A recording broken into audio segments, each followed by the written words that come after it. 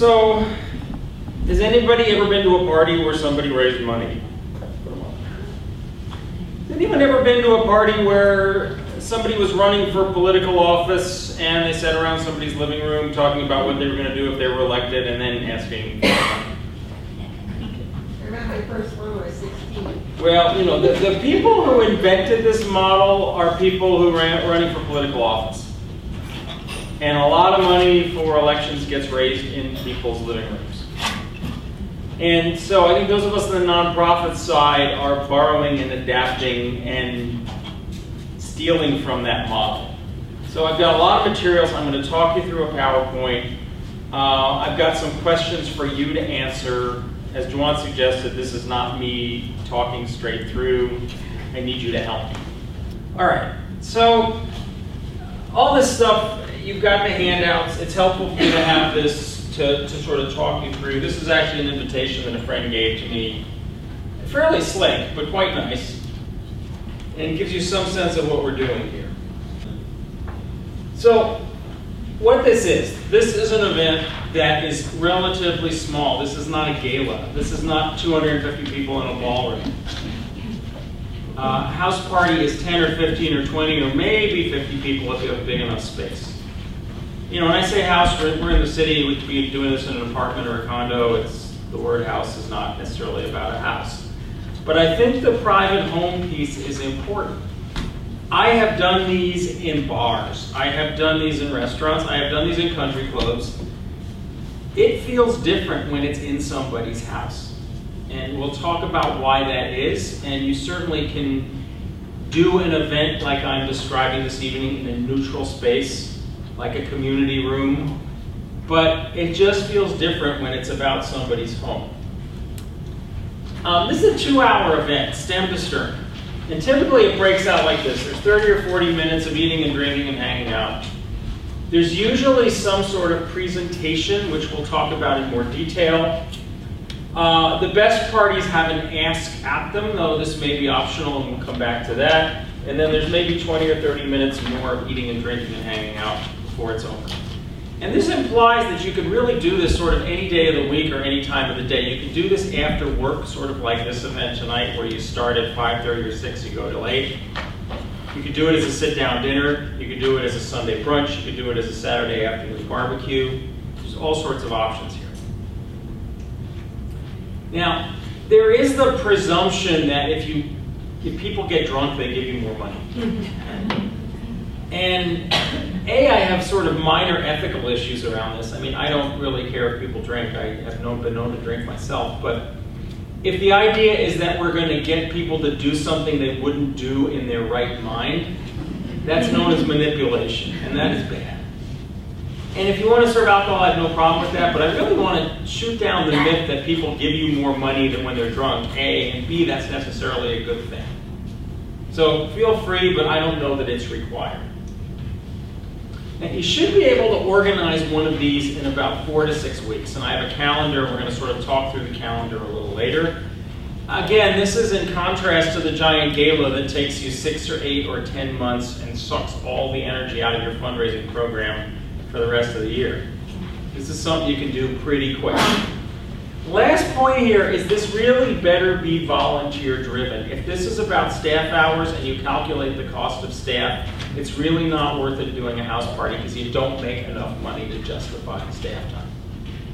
If you have good volunteers, if they are supported by staff and not the other way around, then you can have a successful event. Now let me do the show of hands here. Who is here today primarily as a staff member? That's your primary hat, staff for a nonprofit. Who is here today primarily as a volunteer? Who's here today primarily as a board member? Who came for the free cookies? Some of you didn't raise your hand, so I don't know what's left. Who's here primarily as a consultant and wants to borrow and use this stuff with their clients? Great. Well, I'll find out later why you didn't raise your hand. You need to make some decisions around this party. The first thing you have to decide if you're going to have a host or a committee. Host one, committee more than one. It's real simple. The advantage of a committee is that they split up the work. And, you know, I have been the host on a host committee that had 20 or 30 people, and I don't believe the 20 or 30 people actually did any work. I think in that case, they just put people's names on the letterhead, and the idea is that when you got an invitation and it listed all these people, you saw somebody you knew or someone you respected, and you were more likely to attend. And that's fine. What I'm talking about is 3 or 4 or 5 people who are actually going to organize this thing. A venue. You need a home. Now, as I mentioned here, it doesn't have to be beautiful. It doesn't have to be a wealthy person's home. I have seen these done in working class neighborhoods very successfully. I've seen them done in people's backyards, for those who have backyards. I've seen them spilling out all over from room to room to room. And again, I don't think you need a really beautiful house. I think you need an enthusiastic host. Goals. My experience with grassroots organizations is typically this is a $1,500, $2,000, $3,000, maybe $5,000 event. $10,000, not impossible. I have certainly heard about $50,000 house parties, but you need to have some pretty heavy hitters in the audience to be able to raise that kind of money.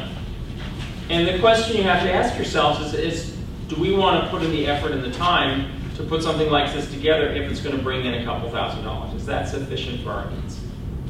And there are ways to up that number, which we can talk about, but this gives you some sense of the amount of money we're talking about. Now, for whom would a $2,500 event that you could organize in a month be worth doing? So most of you, the rest of you can leave. Take the evening off. Because that's what we're not really talking about the big money here. We're talking about relatively modest amounts of money. Now, you do 4 or 5 of these in a year and you're making $3,000 or $4,000, and by the end of the year you might have put together 15 or 20 grand. Again, for some of you that might be significant. There are other reasons to do them that are not just about the money, but that's usually the kind of money we're talking about. The amount you're going to get will depend on who you invite, what sort of expectation you put out, what the invitation says, and the format of the party. And there's basically 3 ways to ask for money, and I'm going to come back to that in a minute.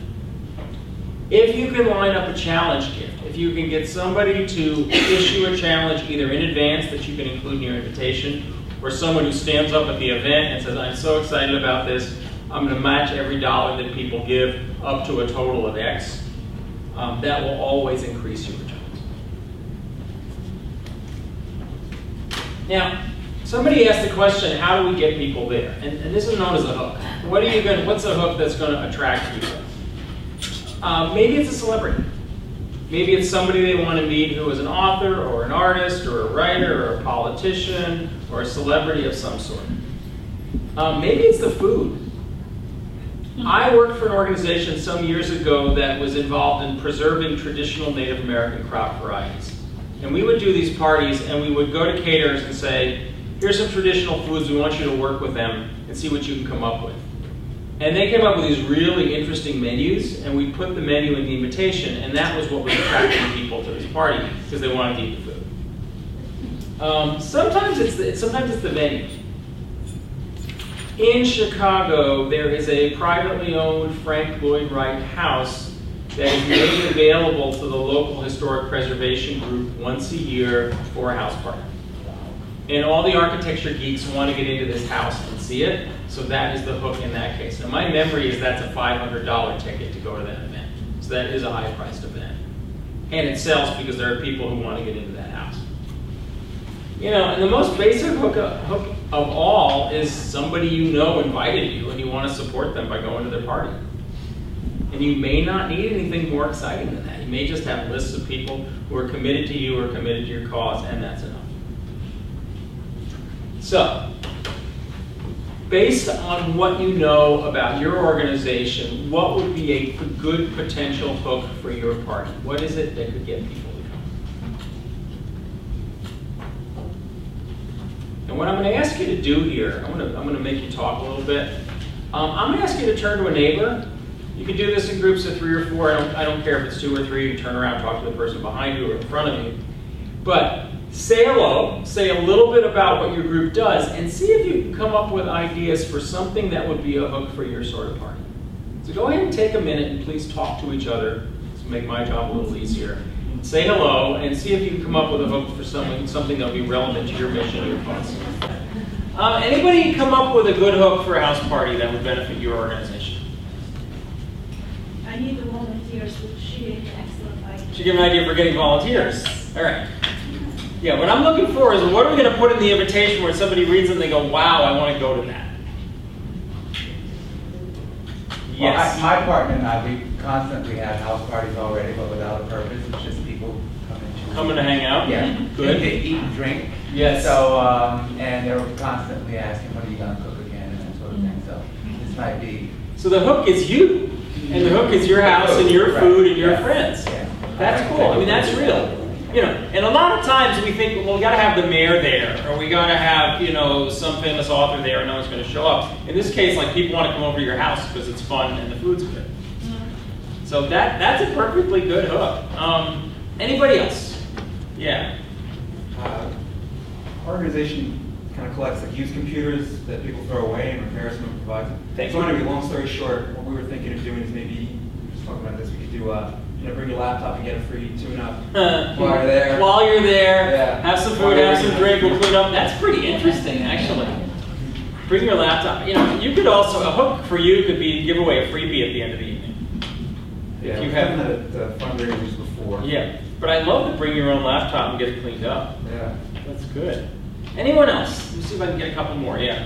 Okay, this is not this is something that actually happened last weekend. I was a volunteer. It wasn't a house party, but it was a street party. Street party's good. Yep. And so we had a table. I was a volunteer there for a non-profit organization.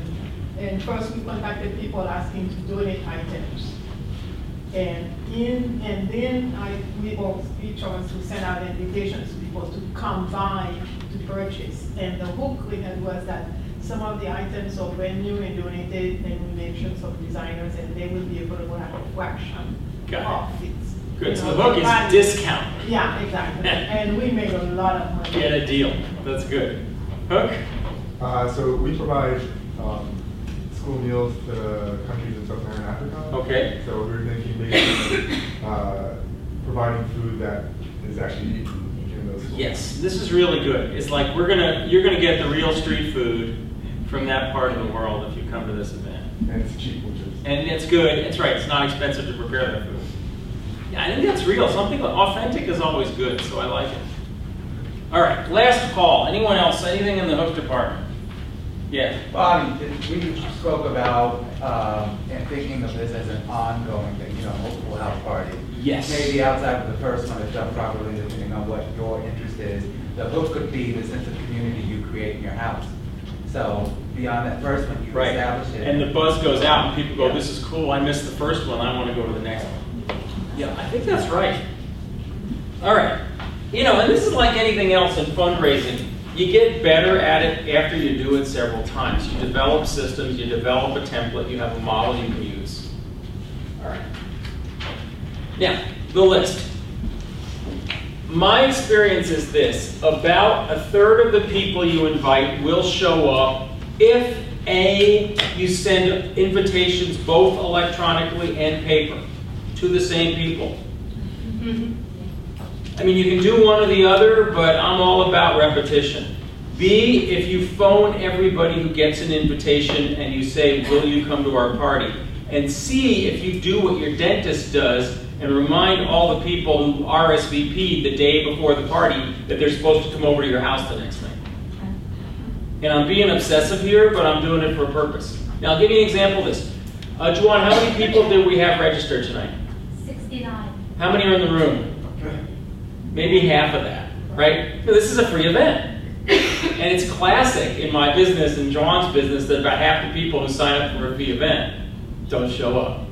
You might have the same experience with your house party, which would be very distressing. So multiple invitations, multiple phone calls. If you do all of that, you're going to get about a third of the people you start with. So unless you're, of course, going to your house where everybody wants to go, in which case the percentages might be higher. But I'm suggesting you do the math. And the math goes like this. We want to make sure 25 people show up. If a third of them that we start with are actually going to get there, we better have a list of about 75 people. And you have to be mathematical about this. Now, your results may vary. You may do better, you may do worse, but this gives you some sense.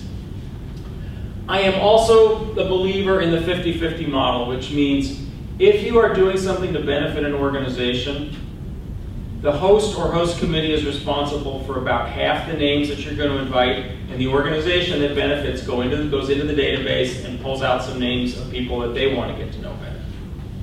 And you share that responsibility, and what you're doing here is you're sort of cross-fertilizing the list. So you have people who show up who don't all necessarily know each other, which is a good thing. Here's some sample invitations. Latina Dance Project. Some fun art. Come drink. Oh, this is pretty good. Bring your checkbook/cash. It's real explicit. I mean, everybody knows that this is a fundraising event, so they're very specific about that. I like this too. Attendance is limited to the first 50 guests. So you better get on it. If you miss the movie, you might miss it. It looks like this is going to be fun. I want to go to this. Anything else in here we need to call out? If you are unable to attend, please consider a contribution to support this premiere. And this is the classic thing. You always put this in an invitation to a house party. There's a little box that says, yes, we will come, and the name and the address and the RSVP. And at the bottom it says, no, I'm sorry we can't attend, but here is our gift of. And I have done house parties where we raised about half as much money again from the people who didn't show up. In other words, we raised X and we raised another half of that from the sorry we can't attend, but here's our gift of. This is a documentary film, The Heart of the Game, film about women's and girls basketball, a sneak preview and fundraiser. So here's the hook, sneak preview. You get to see some of this film before it's released to the public. By the way, a lot of people who make movies use house parties to get money for those movies. This is a classic strategy. You will, I mean, look at this. See a short preview, see a special highlight tape from the state championship game, meet director and coach, have fun, eat good food, find out how to help this local documentary get shown around the country.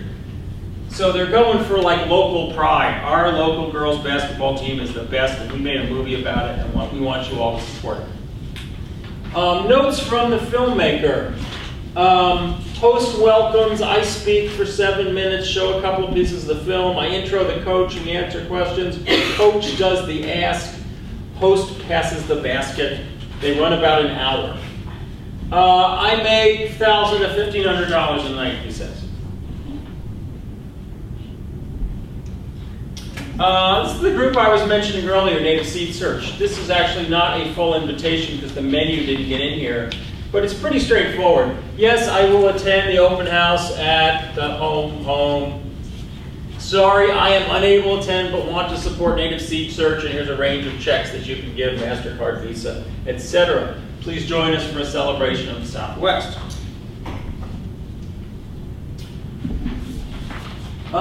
Invite you to join fellow vintners. This is winery owners getting together to raise money, raise a glass to the 06 harvest. Calistoga Family Center at the home, wine and hors d'oeuvres. It's pretty basic. Calistoga Family Center cultivates families for a strong community. We are proud of our accomplishments and are eager to share them with you. And here's the return card. Yes, I want to. Pledge payments will begin, and they just follow. So that's interesting. They're going for pledges, check, credit card, card number, nonprofit information. Here's another documentary, A Dog's Life. A dogumentary. A film about the positive effects of the human-animal bond, starring Shih Tzu diva Chelsea. So it's your chance to meet the dog. Pretty good hook. Featured in New York Times, New York Post, Daily News. These are all your people. Today Show, CBS, Howard Stern. Somebody is really doing a great job promoting this. And so their hook is Sex and the City meets Best in Show meets Lassie. Pretty clever.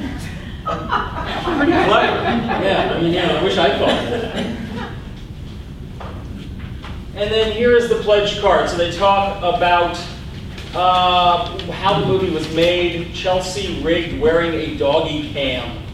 This couple hit the streets of New York looking for love. Then the tragic events of 9/11 unfold, emerging Chelsea as a healing force and a certified therapy dog. So there's a little change in this. I'm unable to attend, but help get this important doggy film distributed. Accept my contribution. Everything from $250 up to $10,000, and it tells you what each of these things pay for. Cool. I like the ambition of it. I mean, why not go big?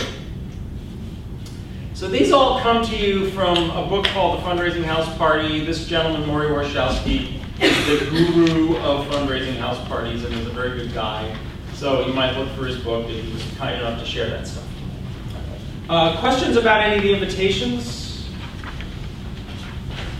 Yeah. As far as pledges, what's your take on pledge versus actually Taking money up front?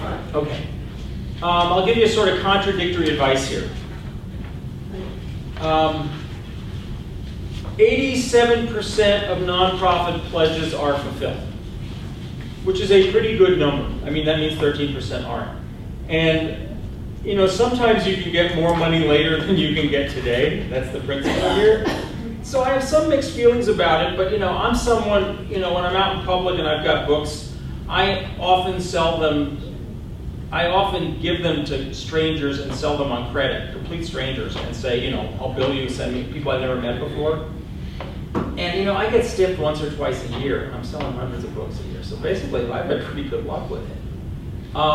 Where I'm pushing people now is I think the future of fundraising is monthly pledging, where people give you the credit card or the bank information, and they set up a monthly plan to pull the money out automatically.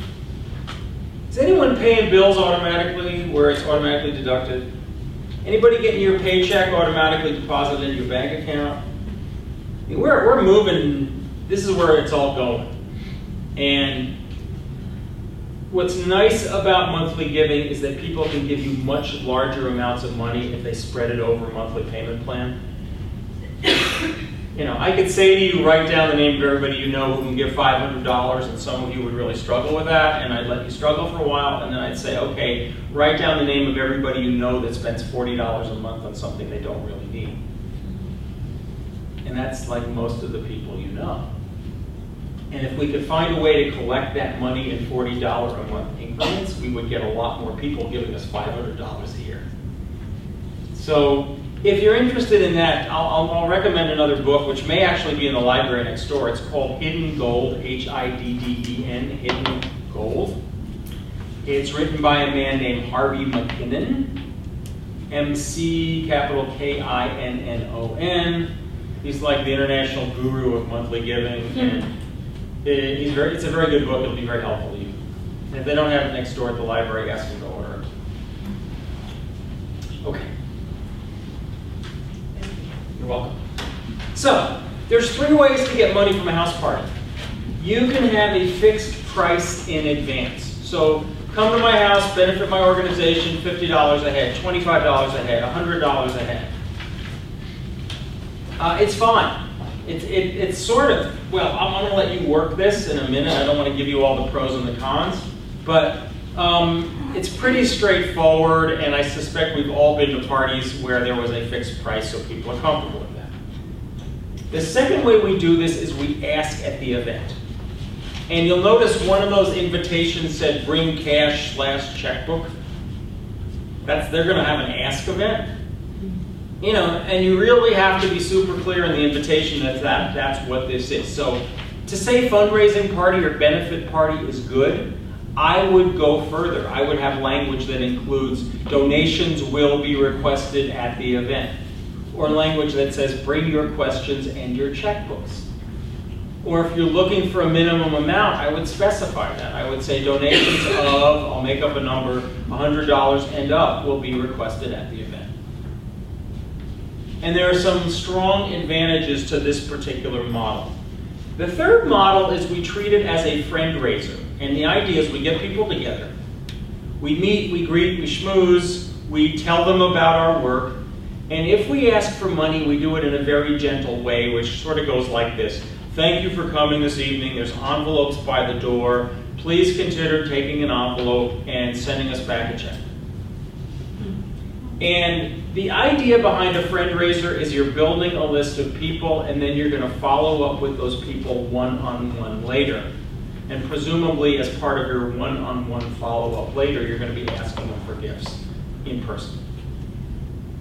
So, there are advantages to all three of these. There are disadvantages to all three of these. In a minute, I'm going to ask you to sort of spend a few minutes talking to each other about the pros and cons of each of these models. But first, let me see if there are clarifying questions you want to ask about these. Yes, sir.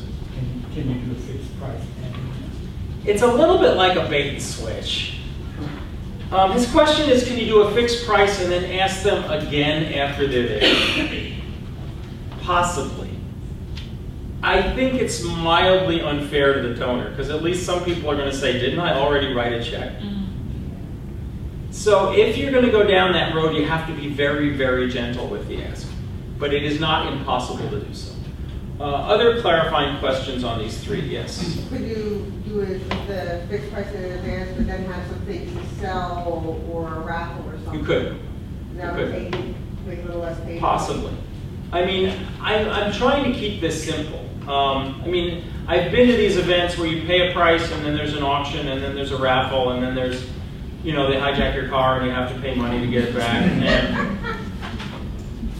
it seems manipulative to me. Let's just ask for the money and be done with it, you know? But I understand why people do it that way. So, I mean, I'm only mildly critical here. Other clarifying questions about these three? So, here's your homework, and I'm going to have you talk to your neighbors again for a few minutes. And I'll put the list back up here. But what are the advantages of each of these models? What might make them good?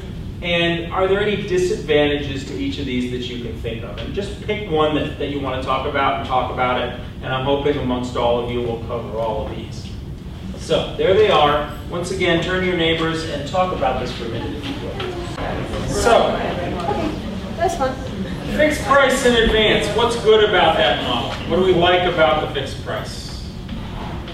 They know exactly what they're getting themselves Yeah, into. that's exactly right. Everybody knows exactly what the deal is in advance. What else is good about this?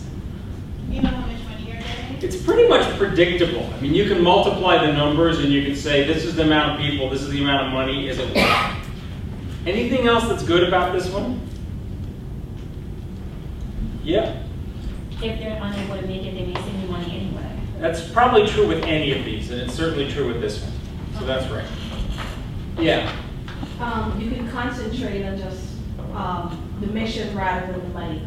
That's interesting, and I think that's probably right. Are there disadvantages to the fixed price model? What's bad about that? One, it makes it seem like there is a ticket for a price of admission. Yep. Which we sort of figure out the best time to do that would be if there's actually a reason to have an admission clause, like to have certain things. So it feels like you're selling the ticket to Right. a party or an event. Right, so Yeah. if it's at a house, maybe the fixed price isn't the best way, but if you're using a facility like a fancy building Okay. in Chicago, Sure. having a fixed price makes sense. Yeah, I hear you. And also if you have certain costs you have to meet no matter what, having the fixed price will help you see what you can afford. It's a little more predictable that way. I Yeah. think that's right. Yes. I think there's maybe a little more pressure on the event because if you paid to go, say you paid $100, then the event itself didn't meet your expectations. Oh, interesting. It better be a good event because people paid in advance. That's good. Yeah, a little pressure is a good thing in this business, frankly. Yeah. But I hear your point. Other downsides here? No, I was going to add to that. I have a dance company, and if we do the fixed price in advance, they feel like, well, then do I come to your performance or do I come to your event? Interesting. Interesting. So you feel like you might be dipping into the same pot to get that money. Yes. Any other downside? Yes. And you have like a slightly less investment from the people that are coming because they'll come because, you know, like they paid in advance for it, but when they're there, they're not, at the end of the day, they're not donating because they love what you do and they're so driven by your mission. It's more so because they. Yeah. The answer to that is probably. There are some exceptions, but I think your point is well taken. I mean, a downside to this is that if the event is good, people are inspired and they want to give more. They can't be inspired before they come. They can only be inspired there. So you may be missing an opportunity. Any other downsides on this one? I don't think you can deduct the whole ticket. You can only deduct some of it for your taxes if you're feeding them or providing them with entertainment. That's true. You had one? Well, you just I said just did it? Yeah. It's one about inspiration? Yeah. No, that's the one about, if they pay now, when somebody may have been able or willing to give more. That's right. But since you fix the price. You've already nailed them at a lower price. Yes, okay. So let's talk about the ask at the event. What's good about this? What makes that model positive? Nobody went there, huh? Well, I think it's, Yeah, go ahead. I think it's more open for, like, let's say my community to pay what they can. Okay, so in some ways it is less elitist if you set no price at all and people can pick their own price. So that might be true. Anything else? I think at the event you have more opportunity to get the people all psyched about it Yep. and then. Fire them up and then they give Yeah, more money. yeah, Yes, yes. Yes, this is the church model. Yeah. You know, you've been to an inspiring church, this is how they do it. Yeah, so that's right. Any downsides to the asking at the event? They're prepared to give. They might not even know that they were. They may not have been informed well enough in advance, so that's a risk, yes. So you'll get the, I'll give you money later. Right. And then you might not have a chance to follow So, up. it's less predictable. That's absolutely a downside. Are there other downsides to that?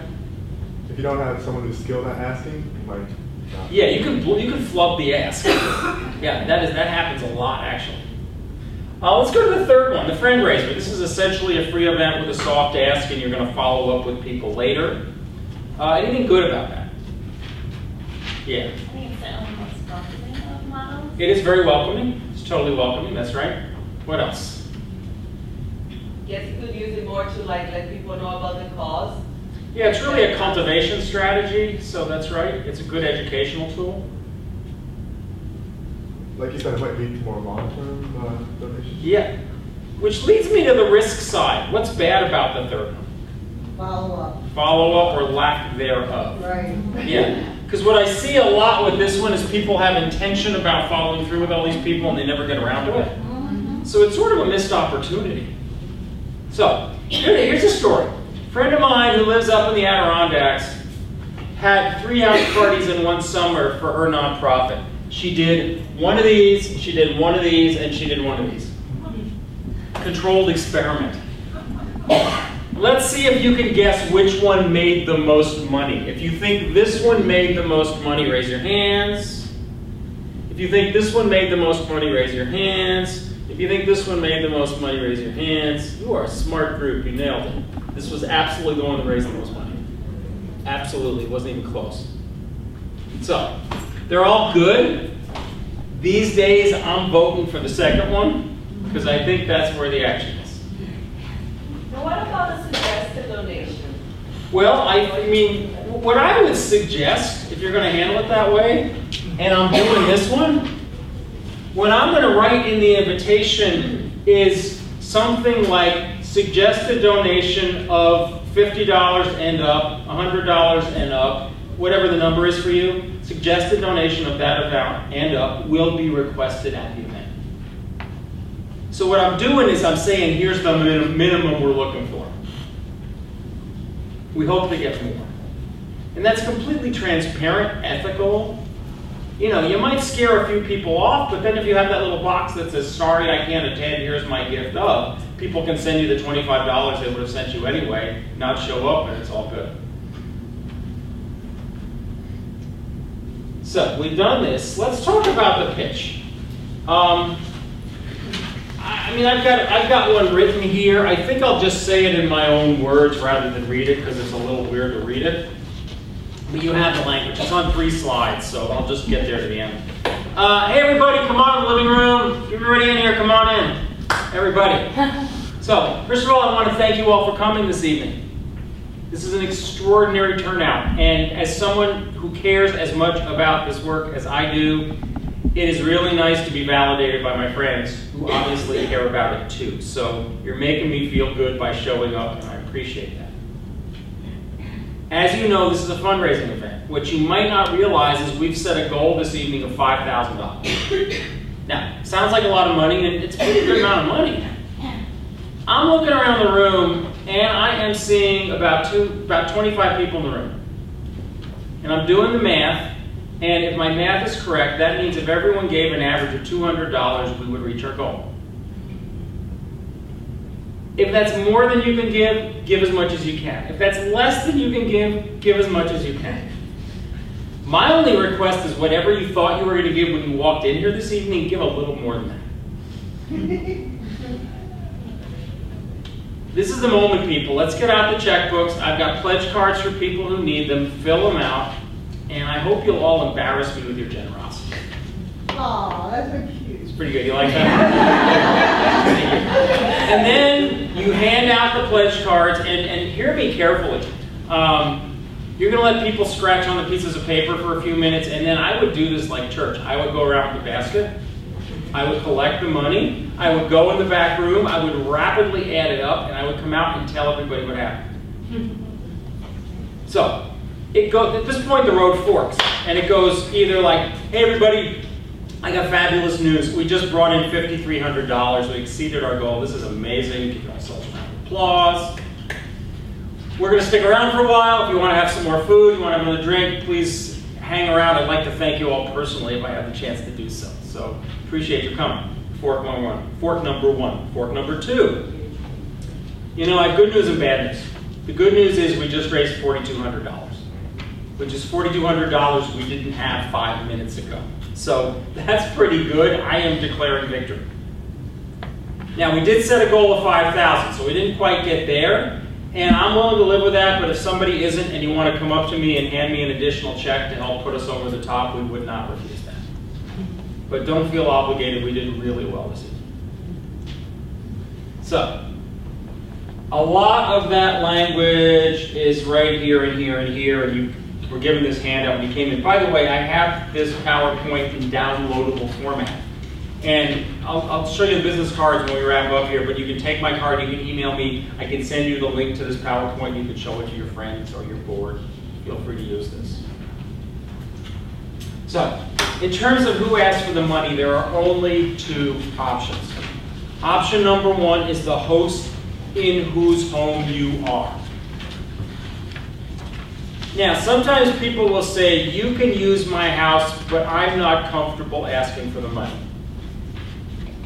You can work with that, because option number two is somebody introduced by the host, which basically works like this, you know, hey everybody, I want to thank you for coming this evening. It's an extraordinary turnout. I'm really excited that you're here. I want to introduce you to Martha, our executive director. Martha, come on up and tell these folks what we're doing, why it's important, and how they can help. And then Martha gets up and she does the pitch. But the person whose home you are in, if they're not asking for the money, they have to bless the part where the money is asked for. They have to be at the front of the room. They have authority in that space. It's their castle, right? And they have to be the ones to say, this is a fundraising thing. Now, if somebody says, you can use my house, but I won't invite my friends, I would be very wary about that deal.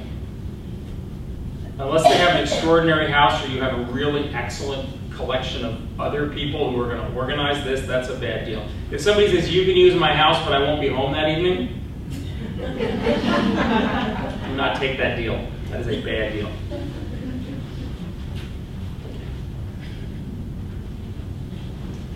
So, that's all the official stuff. Questions, comments, clarifications? Yeah. When you have a celebrity, Sure. or an author, or Yep. a guest speaker, Yep. or Pope, or whoever there, like, be there. Did you say What- the Pope? Yeah. Nice. Good for you. So how much time does that person talk about stuff? Great. Versus Great. the standard presentation of, here's pictures of our organization, or Yeah. here's what we're doing. Well, you know, one of the slides in here basically lays out the timing. Uh-huh. You should not have somebody standing in front of the room doing anything for more than 10 minutes. You've got to keep it brief. Now, if you got a little video to show, you know, that's something emotional, maybe you work with kids and it's some of the clips of the kids doing what they do, something like that, that can work really well. You know, if you put the mayor in front of the room and he speaks for 40 minutes, he's going to kill the party, kill it dead. So whoever is up there has got to be on a very tight leash. And you know, and frankly, that spiel I gave you, like the giving of the money, whoever is going to give the pitch, you got to rehearse that person. Because you raise this point, like we have a pitch and somebody flubs it. Happens all the time. And so whoever is giving the spiel has got to rehearse it and make sure they're comfortable doing something like what I just did. But, you know, normally there's the presentation, which is like the mission stuff. This is what we do. This is why it's important. Here's a little video, 5, 6, 8, 10 minutes, a little bit of Q&A, then the ask. And that whole block should be no more than 20 minutes out of a 2-hour event. No more than 20 minutes. Because frankly, they're there to hang out. They're there to see their friends. I mean, they want to come for the cause. You also don't want to delay it so long that people who are like, look at their watch, like, where's the pitch? I got to go home now. You don't want them escaping before you pitch them. So it should be like an hour and a half until I would say probably 50 minutes in, 50? something like that. Now, I have a bonus question for you guys. Okay, first of all, let's do the planning calendar. Because I take it back, there was a little more content here. I forgot about this.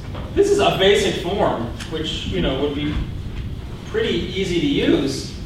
I'm starting with 6. You could do 4 or 5 weeks. What tasks have to happen and who's going to do it? And, you know, if we had a longer workshop, I might break you up into small groups and give you flip chart paper and have you start to rough this out. But work with me for a minute on this.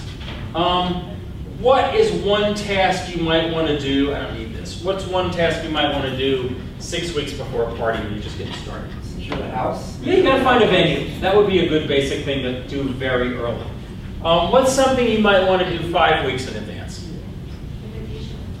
Maybe. I think you're in the ballpark. I'd probably drop the invitations around here. I'm thinking there's some planning things that need to get happen at this stage. Give me an example of what one might be. Yeah. Let's do. You want to make sure that you have your presentation. Sure, you could be working on that. That would be good. Yep. The theme, you know. Yeah, you better have a theme figured out by here. You better have if you're going to do a host committee, you better get that organized by here. What's something you probably need to do 4 weeks out? Guest list. Yeah, guest list for sure. Yep. When would you do like a celebrity? During what time would you contact them? Would that be way before? Probably, if you're going for the capital C celebrity, it's probably way before. It's months in advance. If it's some local person that you can reel in on short notice, then you may not need that much time. Cool. 3 weeks. What's happening about now? You send out to save the date. Well, we got to send an invitation. This isn't a save the date. This is a please come to the party. And it's probably somewhere in here. I think that's right. Maybe 2 weeks out. What are we doing now? Follow up. Yeah, following up with all these people. What else are we doing? Menu. Menu be good. Food, yeah. Logistics. You bet.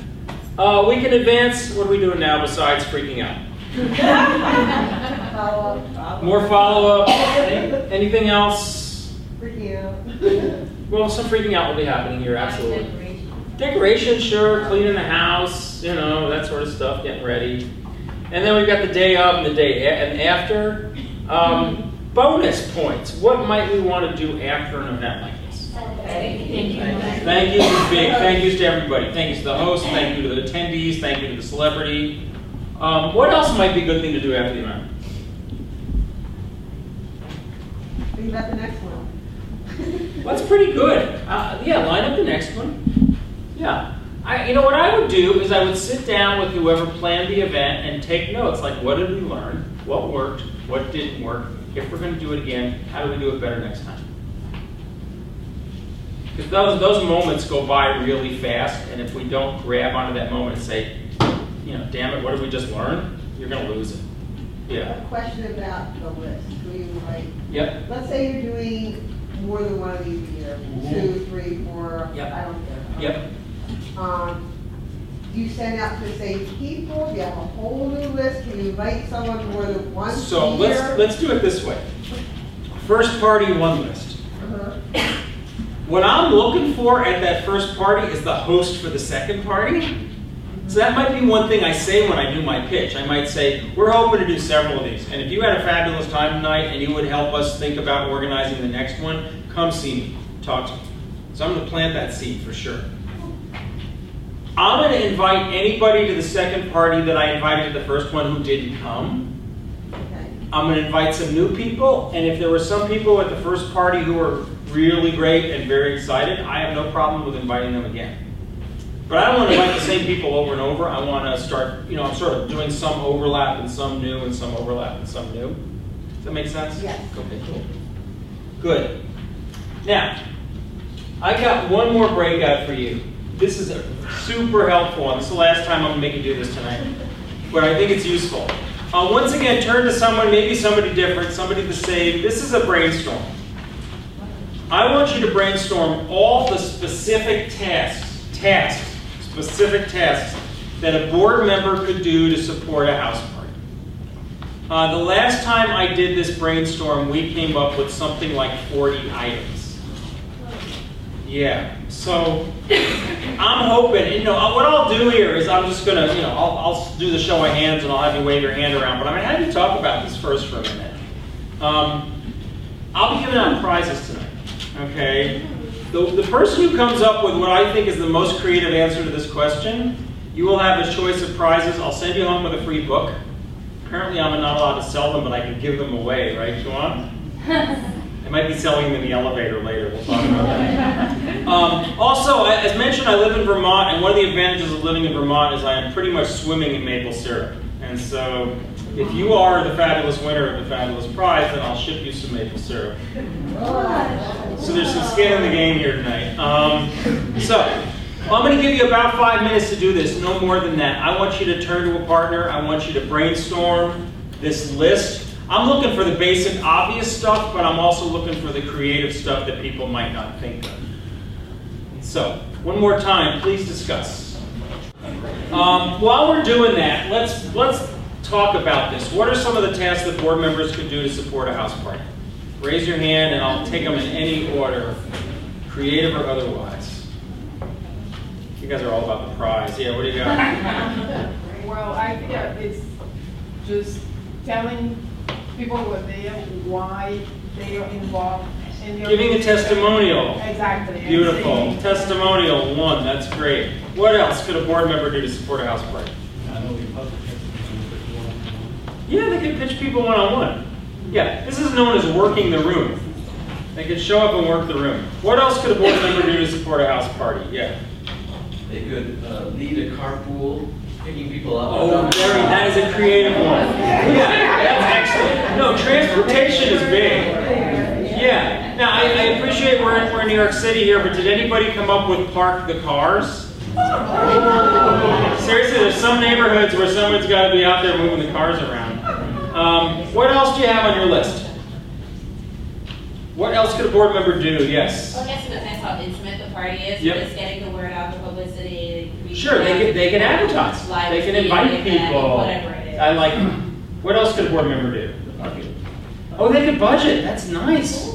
Figure out how much it's going to cost, how much we're going to raise, how much we're going to net. That's excellent. What else?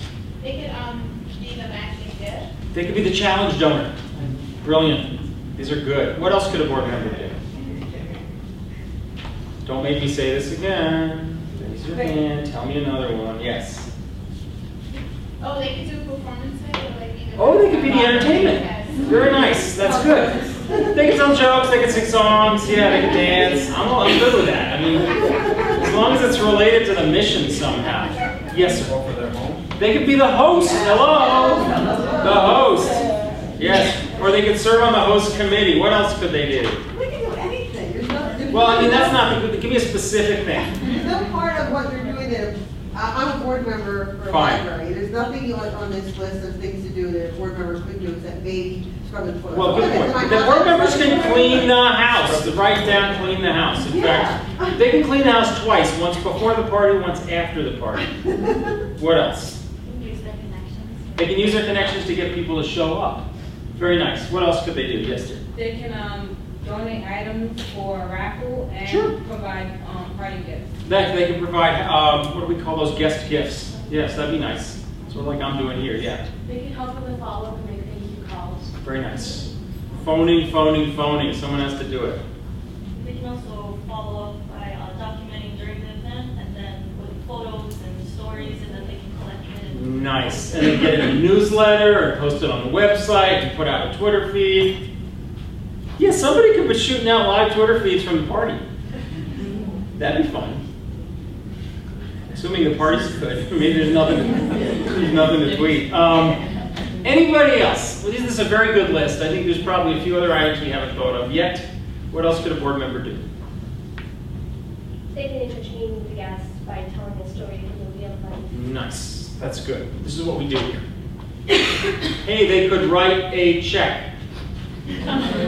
Write that down. They could give money themselves. That would be good, yes. They cook the food. They can cook the food. They can serve the food. They can clean up the food.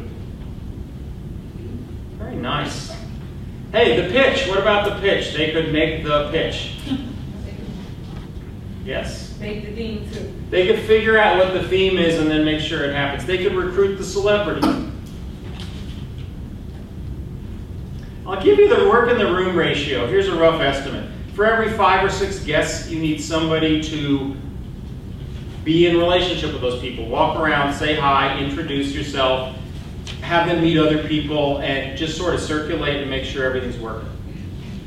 So if you're having 30 people in the room, you probably want maybe 4 or 5 board or staff there just to work the room. And here's the last one I'll give you, and then we'll go to the drawing. They can debrief the event in real time. And here's what I mean. The last guest leaves. The host is there with the committee, the staff, the board. You all sit down around the dining room table, you pour another glass of whatever it is, and you debrief. Who did we meet? What did they say? Who's excited?